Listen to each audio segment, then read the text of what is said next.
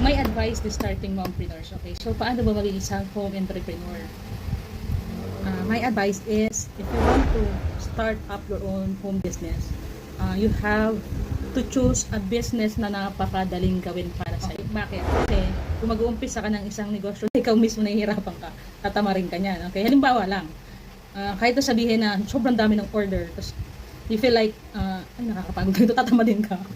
Nangyari na yun sa akin before kasi hindi ko pa master yung product. Ang laki ng order, tapos yung hindi ko pa na turn down the order. Okay, so yun, tapos ayun, backup, wala akong backup noon kasi hindi naman ako pwedeng backupan ni Mr. ko kasi may trabaho siya. Tapos yun nga, matrabaho din talaga yung produkto na yun na orderin sa akin. Kaya sabi ni Mr. ko, sabihan mo hindi natin tatanggapin at baka mapapahiya lang tayo kasi ang dami mga ikan yung product na yun. So I honestly tell the customer na, ma'am, turn down ko yan kasi ganito ganyan. Kasi nag-sample kami, we made a sample, nagustuhan yung sample. Kaso yun nga, ang dami ng order, hindi ko kaya. So tapos late na nag-advise, sabi ko at least 10 days mag-advise po kayo para ma-accommodate namin yung order nyo. Nag-advise, ilang araw na lang bago yung needed date. So ayun, I turned down the order. So ganon.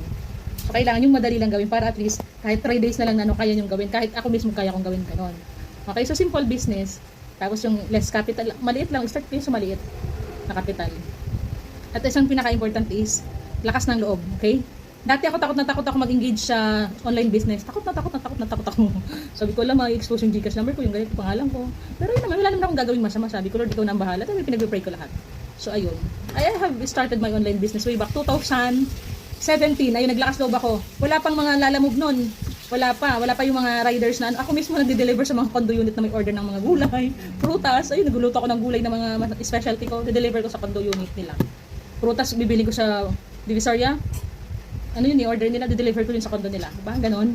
So noon, mano-mano talaga. And thank God, nagkaroon din ng advantage yung pagkakaroon ng pandemic kasi nagkaroon na ng mga lalamove na at least, diba, hindi na ako yung mag-deliver kasi dati free pa yung delivery Ngayon hindi.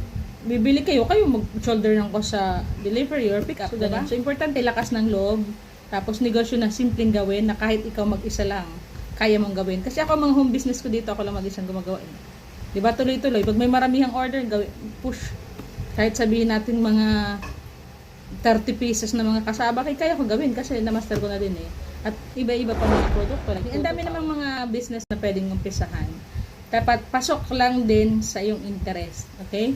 Kung mahilig ka sa mga crafts and creation, ayun, magawa ka mga cute stuffs. Diba? Mahilig ka sa food business, mahilig ka kumain, mahilig ka magtinda ng mga food, maggawa-gawa. Din yung negosyo mo. Dapat pasok sa passion mo at sa interest mo. Okay, bye!